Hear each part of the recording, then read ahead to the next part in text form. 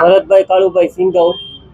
હું મોવડી main road Navalnagar 9 નો રહેવાસી, Rajkot Malviya police station વિસ્તાર અને વોર્ડ નંબર 12 ત્યાંનો રહેવાસી હું.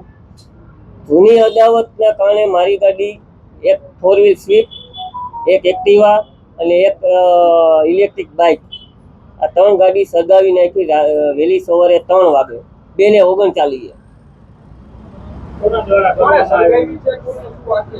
ઈ પેંડા ગેંગ જે સાગરીત રહી, જે વિદ્યાનગર ઉપર હમણાં 2 મહિના પહેલા જે બનાવ બન્યો એનો સાગરીત જે ફરાર હતા 3 વ્યક્તિ, એમાંથી આ વ્યક્તિ અમને એવું જાણવા મળ્યું કે આ વ્યક્તિ એમાંથી છે.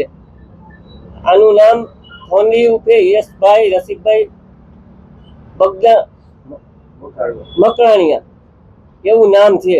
અને ગાડી સળગાવીને પોલીસ સ્ટેશનમાં ભાઈ હાજર થઈ ગયા કે મેં જ ગાડી સળગાવી. અમે અહીંયા ગયા પોલીસ સ્ટેશન, અમને રાતે ગઈ 3 વાગે અમને ધાક ધમકી મારી.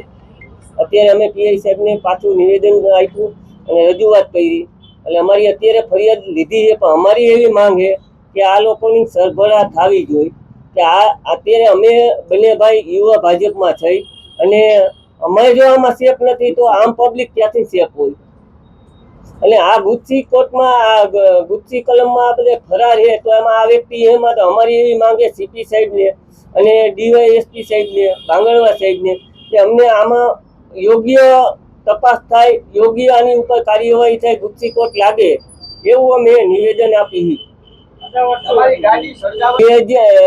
જૂની અદાવત 2024માં મોવડી મેન રોડ નવલનગર 9 ના છેડે મુરલીધર ચોકમાં આ લોકો ખુલ્લેઆમ આવારા તત્વો દારૂ પીતા, દુકાનો બંધ કરાવી દેતા. એટલે અમે એને કીધું હતું કે ભાઈ આ તમે અહીંયા રહેવા દો, અમારા મકાને તમે બેફામ દારૂ ખુલ્લેઆમ પીઓ હો અહીંયા ચોકમાં, મુરલીધર ચોકમાં, તમે અહીંયા આ રહેવા દો.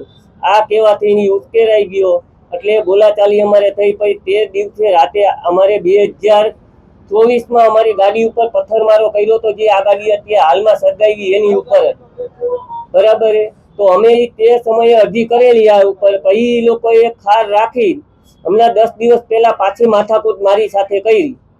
એમાં મારી ઉપર એ લોકોને મેં કાંઈ કર્યું નથી. પણ એ જે ગોકુલધામ મેન રોડ છે અહીંયા એ પોતે ગાડીમાંથી વેચની માણસ છે, ડ્રગ્સી અને બધી એમડી ને ગાંજો ને એવું બધું વેચે છે. એ પોતે ગાડીમાંથી પડી ગયો, 10 પોતા ખાઈ ગયો, મારી ઉપર ખોટી સિવિલમાં ફરિયાદ દાખલ કરી હતી. તો એ બનાવને લઈને ગઈ રાતે મારી ઘર પાસે રાતે 2:39 આવ્યો અને મારી ગાડી સળગાવી.